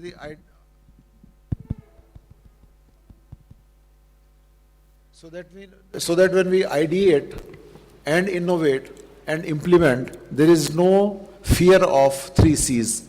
And in this, I can assure you that for these type of projects, if we talk of 3 C's, CAG doesn't come in picture because commercial banks have something to do where this government funding is not required for this. Second, CBI will not come in picture because they register cases of 3 crore and above, and now they are requesting for raising it to 10 crores. When CVC comes, we look into the policy, and policy means if you have board-driven policy and there is no malafide and there is no, this flagrant violation of norms, then we don't take cognizance of that. So based on this, you can rest assured that there is no problem at all from 3 C's. Go ahead, innovate, ideate, and implement. This is the message from the Commission. And when I was coming for this meeting, I discussed with the CVC also. No problem. So when I was coming here, we all 3 members sat together and we discussed and decided we must give a message from the Commission that you should, people or banks who are funding from the public sector side should not be afraid of the 3 C's for this noble purpose. Thank you very much. Thank you, sir. We have one of the distinguished professor here, Professor Fani from IIT Kanpur, and the incubation center over there, which we started along with the SIDBI and couple of other stakeholders together. Professor Fani has been one of the most active for how that type of initiative could be replicated in any other places also. I have personally visited and I not able to see it. There is one announcement. There is a Wi-Fi in the name of BINR, which had been created as a hotspot in this room. I request you to kindly switch off that Wi-Fi. Anyway, for the next session, we will get all the stuff deposited because of security reasons. So my request is for this session, please switch off this Wi-Fi spot, which is in the name of BINR. This is interfering with the microphone system. With this, I request Professor Fani to kindly suggest how this type of the initiative which you have taken, and education being the one of the key ingredient for the advancing for our objectives. especially like, the other initiatives are there with the DST, with the CSIR, with many other such government bodies. How you feel that it can have the integrated approach and bring certain, the critical coherence among all these activities, and then it can be seen. Professor Funny. Thank you, sir. I'm audible. What we have seen over the last 10 years in our experience, and Dr. Srivastava was also closely associated with us in that journey of the strengthening of the innovation ecosystem. Now we started calling it, not an incubation and innovation center, we are calling it an innovation ecosystem at IIT Kanpur. What we have seen, we have almost, connected and networked and got funding from almost all major funds and agencies which are capable of giving, and we have been working with them. What I perceive personally from my experience is that it is the individual that matters. First and foremost, this ecosystem is only a supporting mechanism. The first strengthening of the ecosystem starts with strengthening the individual capabilities and capacities. It is not that we do not have all the pieces of the ecosystem in place, right from identifying innovations at the grassroots level to funding innovations, funding commercialization, funding patenting, funding entrepreneurs, funding incubators. Almost every piece of the ecosystem is now there. It's not that it's not been there. 10 years we have been working. And the private networking, private agencies, the venture capitals, the angel funds. Now even in Kanpur we have an angel fund which is set up by the Kanpur industrialists called Kanpur Angel Fund. So it's at every level. The thing with this whole ecosystem is any system will be as efficient as its weakest link. It will be only efficient as its weakest link. So that is the problem. The weakest link in this case, what I personally believe is the creativity of the individual is the first weakest link.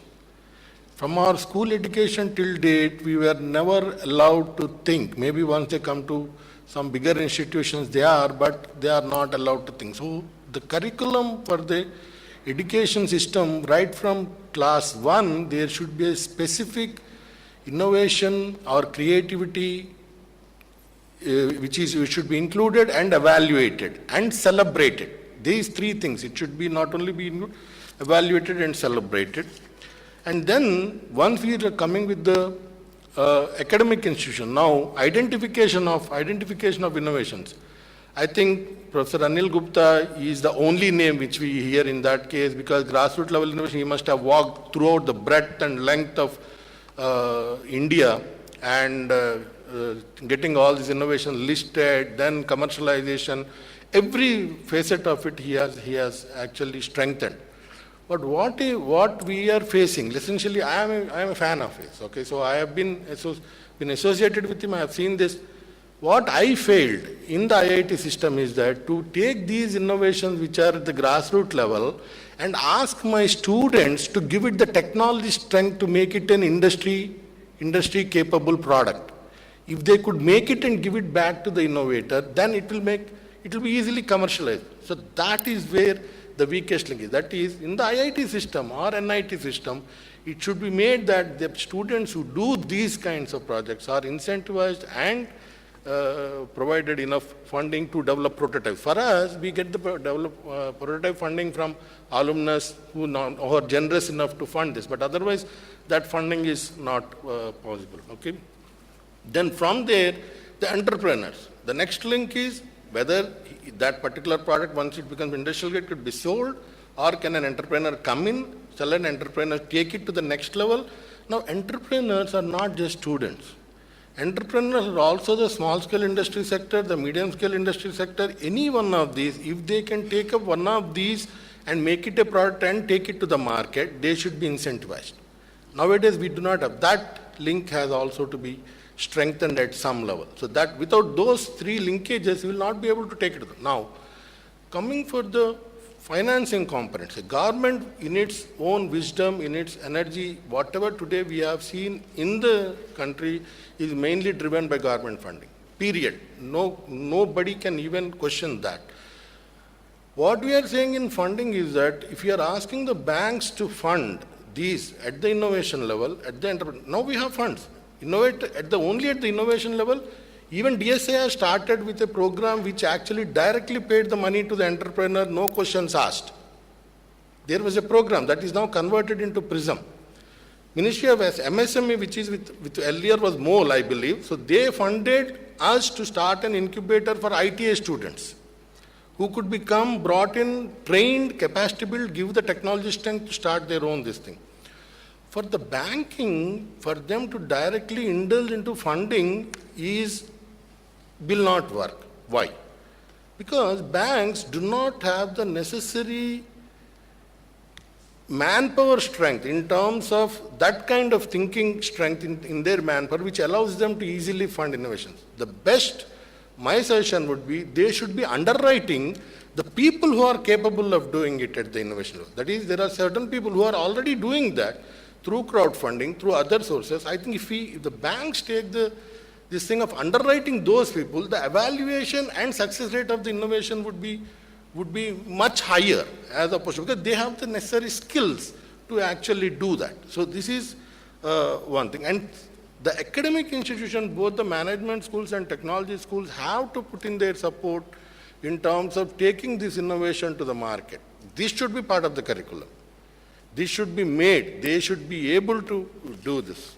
Okay, I just take, there are so many innovations in place. Of course, he has identified, I think, some more than 10,000, if I believe the total number. It must be much more, I don't know. Every day you go if you travel in a normal bus, you will see so many innovative products being sold. Even Delhi streets, if you look at on the every red signal, you will find. Okay, you have so, but none of these have that sustainability component because the industrial strength is not there. So those needs to be strengthened and powered. So this is my submission. Thank you, Professor. We have Ajay Kapoor, who has actually worked even in the venture capital company. He has the passion for the venture financing and also for the innovation related products. I request him to how the single window platform and the use of the technology which can bring us the synergy among the various players and stakeholders. Thank you, sir. We started the journey with regard to innovation financing, venture capital. Saurabh briefly mentioned about SIDBI being among the oldest or the strongest players there. Mr. Rewari, who's sitting here, he was perhaps my mentor into that in 1993. And from that time on, if we see the journey of the ecosystem, it has seen many ups and downs. At the moment, it appears to be a period of up. But the ecosystem is what SIDBI has always been worried about. Is it getting stronger? It is getting deeper. So I think one thing has been work happening in silos. Stuff like NIF, which SIDBI has been engaged with. We've been partnering, we've been supporting for providing loans to the to the innovators. Angel funds, angel chains, incubators. Professor Fani knows about that. Venture catalysts now, we are trying to engage with them. Accelerators, which are happening. VC funds, PE funds, and of course, finally the exit place. So, dedicated SME market. So, we've even taken a company to this market. But looking back, I think apart from the path-breaking things which are happening, what Sharad mentioned about technology, which is going to address the inversion. B is the educational system, which actually is yet to invent itself on not just innovation, but entrepreneurship. See, in India, we have we have many inversions. So one inversion has been employability. So higher the education, lower the employability, which we definitely need to address through this. With regard to education a bit more on connecting with the platforms which are getting created. So apart from the platform which is getting launched today, we are also creating a platform which should be coming out possibly, in very short time, is entrepreneurs of any kind, not just innovators, to go live through a platform where they connect with the handholding agencies and the banks. Sir, if you permit, I'd like to make 2 quick suggestions, which are, I would say, more like listening to whatever has been happening. One is, and this is coming from my experience with Bharati Yuva Shakti Trust. This was a great experiment. It appears to have faded away. But what it was doing was bringing credibility to an innovator, to a grassroots entrepreneur, through a mentor. In the city of Pune, where I was part of the chain, they had hundreds of mentors coming from the industry, people who were bankers, people who were entrepreneurs, people who were much bigger to pose any threat to the entrepreneurs. So they brought credibility. So the idea I'm putting forth is, the mentorship is the missing part of the big ecosystem here. So can we link bank finance to accreditation of mentors, which we would definitely go forward, as this idea I'm making, we would go forward and try to do it on the platform which is getting launched today. Not just bring the mentors on board, but bring their accreditation system. And this accreditation system then helps any startup, any innovator, any entrepreneur who's starting out, who is suffering from the information asymmetry, that is complemented, sir, by the credibility of the mentor which comes on board. This was one, sir.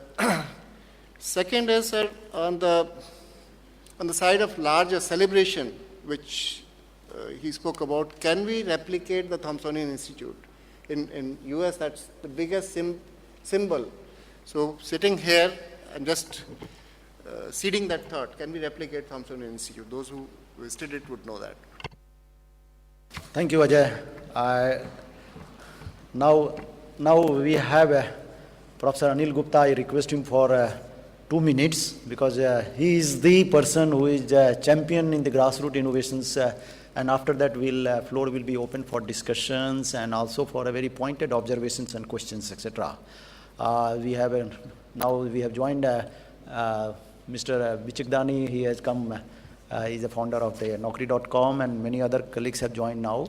I request Professor Anil, if you can, 2 minutes, the key insights you can tell us. Thank you. Dear friends, I must add my word of welcome to all of you for such an enthusiastic support to this initiative that Office of the President has started, and which we are all part of, which is to create more space for inclusive innovation, for grassroots innovation.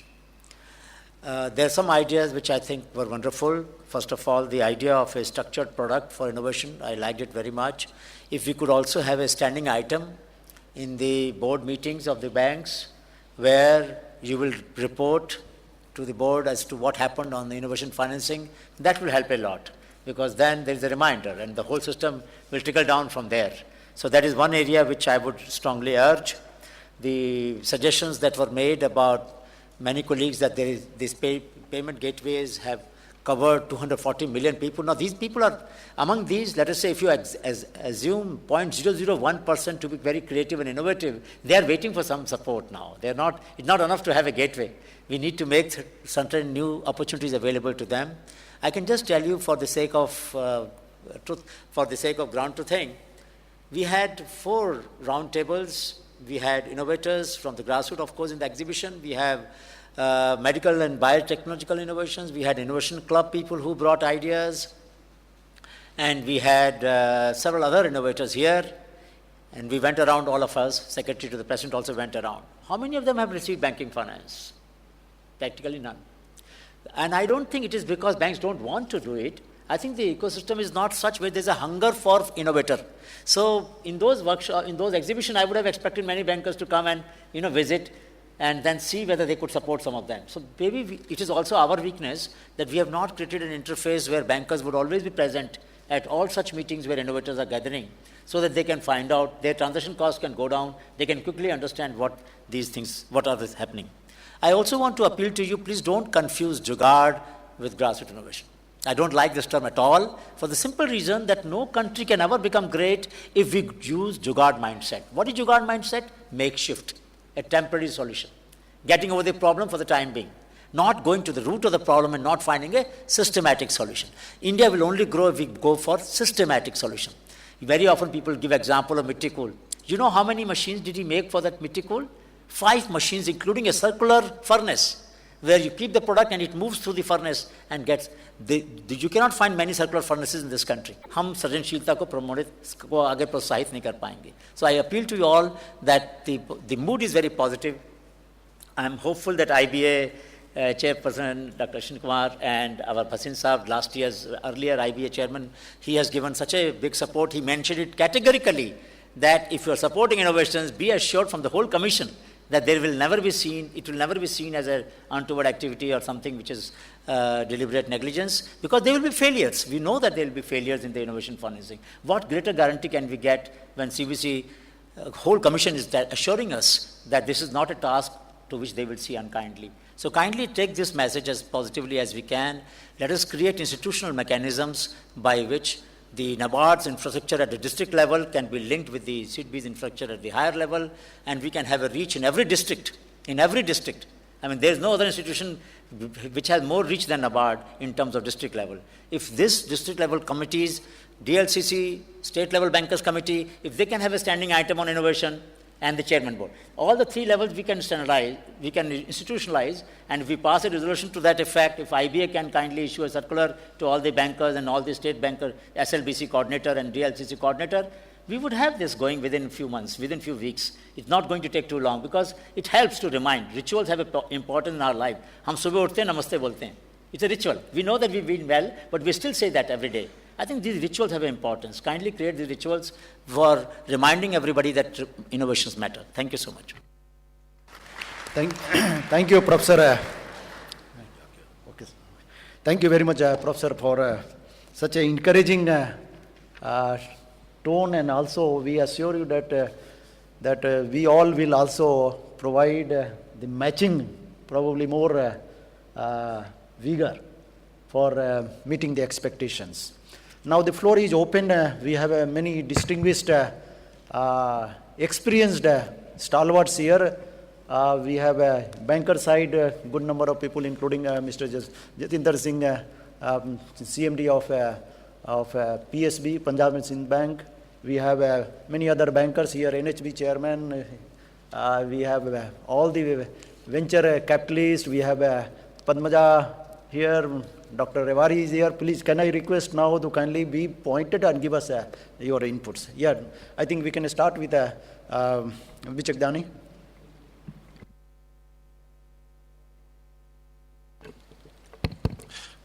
Thank you, sir.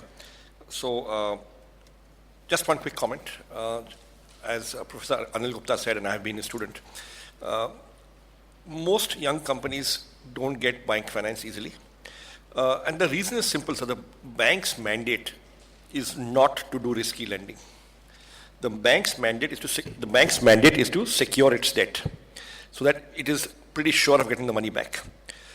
And therefore, almost always, banks lend against collateral. Collateral typically is physical assets, land, building, machinery. Sometimes entrepreneurs pledge their personal assets, housing, jewelry, whatever, fixed deposits, and sometimes receivables, right? So receivables means it's a going concern already, and there are clients and there's money coming in and you're just funding the receivables. So we launched Naukri in 97. I became an entrepreneur in 1990 for the first 7 years running several small businesses.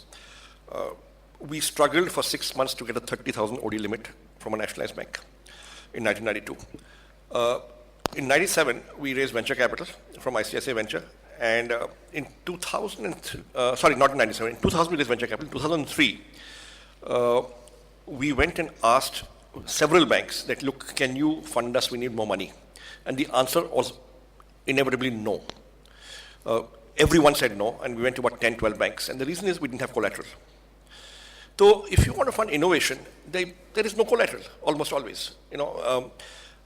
So I'm not sure banking with their current mandate, traditional commercial banking, national banks, will, in a big way, fund innovation because it's not their mandate. In fact, they're restricted from it because they have to take collateral.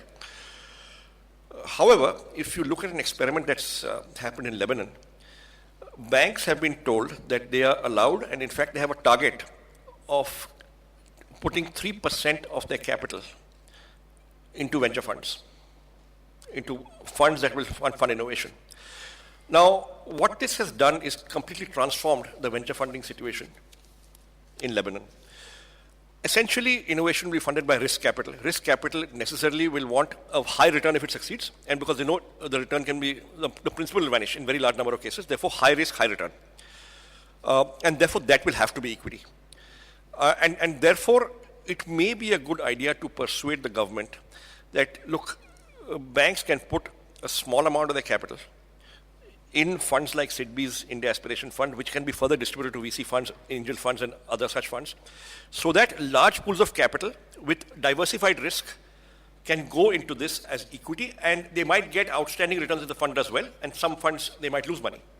But if you're diversified at several levels, your risk, I think it may make sense. So maybe the way to get banking money into innovative startups, into innovation, into company at seed stage and angel stage, is to get banks to put money into funds of funds like the one SIDBI is running. So that's just my quick observation.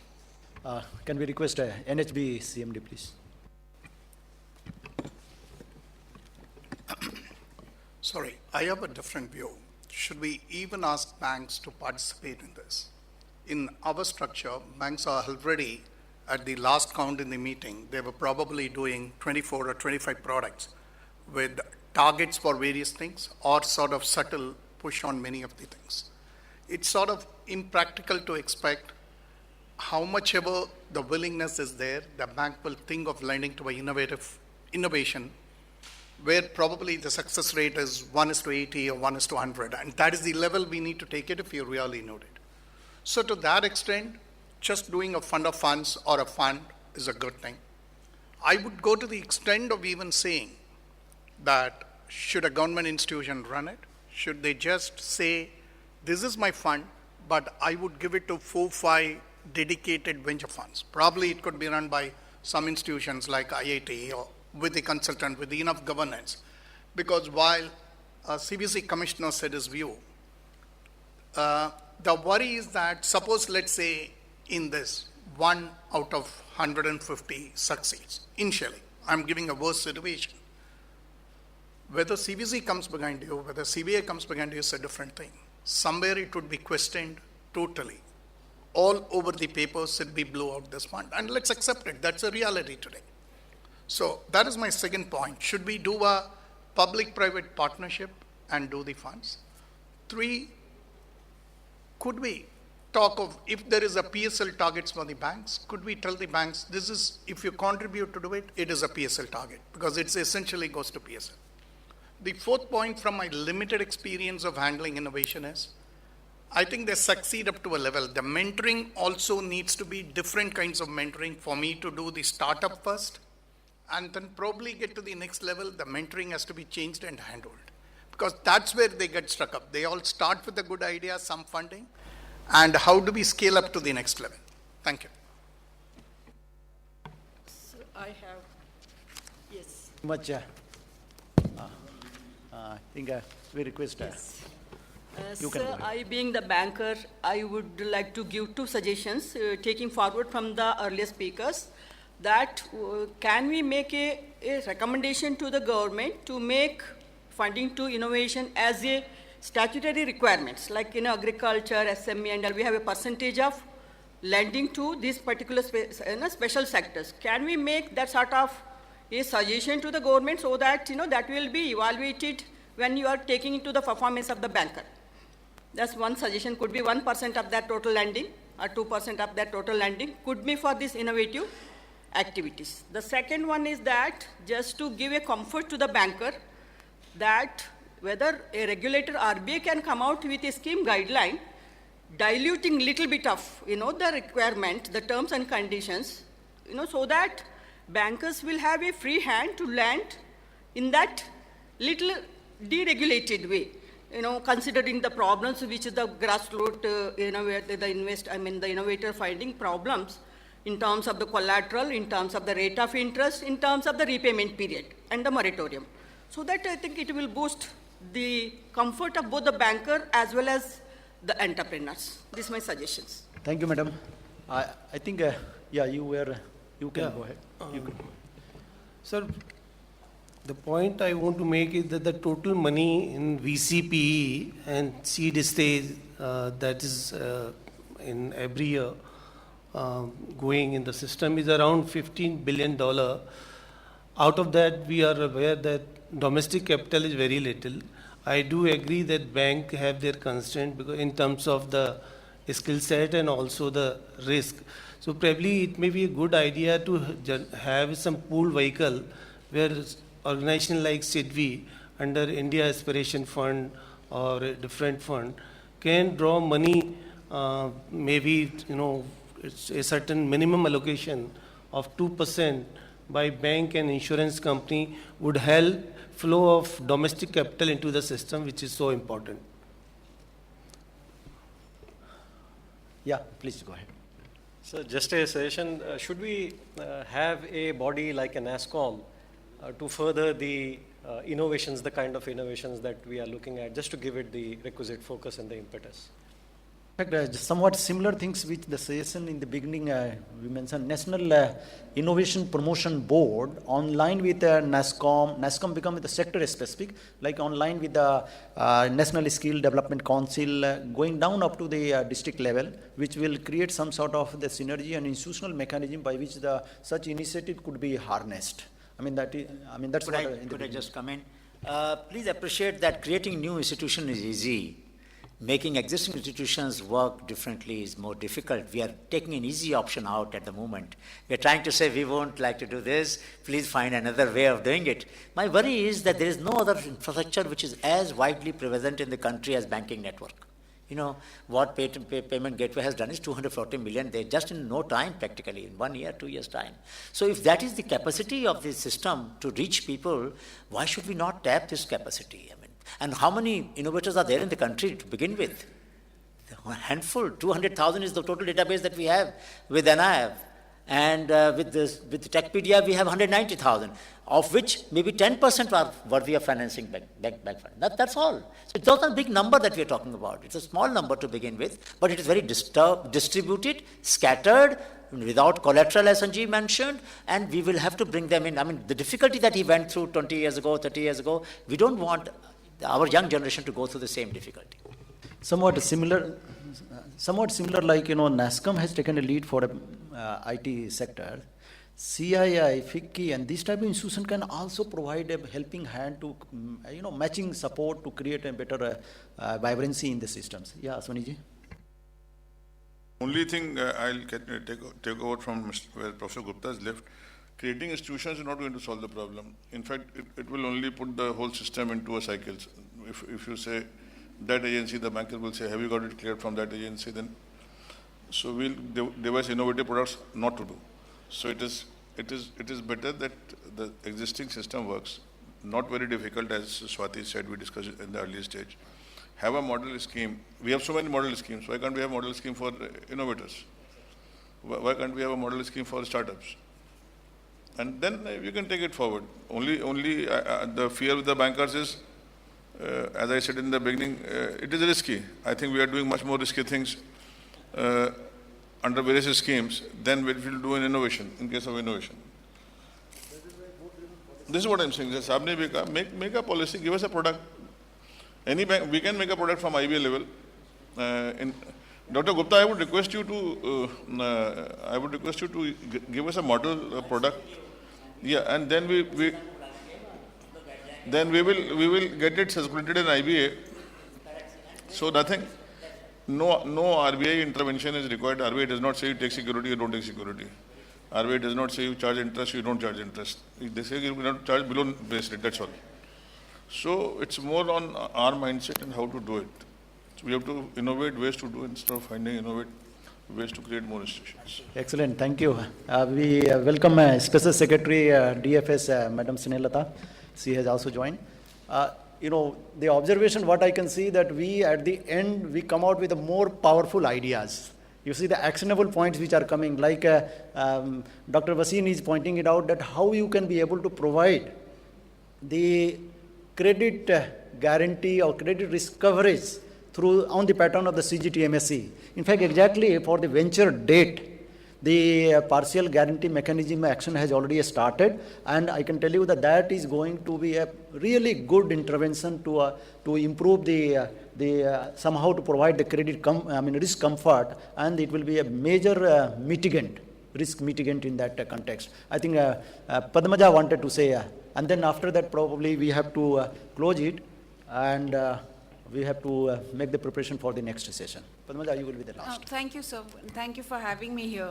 I think some of the points that have been made are basically on innovation and how can we handhold innovation? Who decides what is innovative? I think what has happened in the ecosystem is there is startups and entrepreneurship and innovation has sort of flourished on the one hand. But there is another piece that has also flourished, which we are tending to give a low profile, is there's a lot of personal money that individuals are putting into startups, which is what is angel investment. And this angel investment comes not only with money, but it comes with a lot of mentoring and hand-holding, exactly to your point, which comes in with a lot of domain expertise. So one of the suggestions, and I think SIDBI has been a leader here, we worked with SIDBI a few years ago, where we've leveraged personal investment into innovative companies, and SIDBI has been able to leverage that for giving non-collateralized debt. And I think that's something that can be taken forward because it allows companies which are innovative, which can be handheld, and then give them a longer runway to succeed. So I think this is something which can, if it can be sort of accelerated and percolated to other banks and move faster, it would be useful to my mind. Thank and you. I think SIDBI's had a success on it. It's got about 13x on its one of its investments that they did with us. Thank you, Padmaja. Yeah, this is the beauty of innovation. The potentials which need to be unleashed and to be tapped, which are not only 13x, probably many x will come. Of course, some places we do meet some, unexpected events. But what is required that we will have to work together, synergize our effort, collaborate all the institutions, stakeholders together, and we must bring it to the fast track. And that is the, ending resolutions we will like to have it. Now, lot of ideas are now coming more in the actionable points. Dr. Sharma has also come, but now we have to wind up these things for the preparation of the final session for the Honorable President. I must, on behalf of the President Secretariat, on behalf of Professor Gupta, and on behalf of all the organizer, on behalf of NABARD, on behalf of SIDBI and other people, everybody, I would like to thank all the participants, panelists, all the guests, and then the small announcement that after this we will have a tea break for just 12 to 15 minutes. And 15 minutes in advance, that is 12:15, we have to be back in this hall. And because before the Honorable President comes, we all have to be seated. And we request you that kindly let us follow like this. And once again, thanks to all of you for a very active participations and giving it a very useful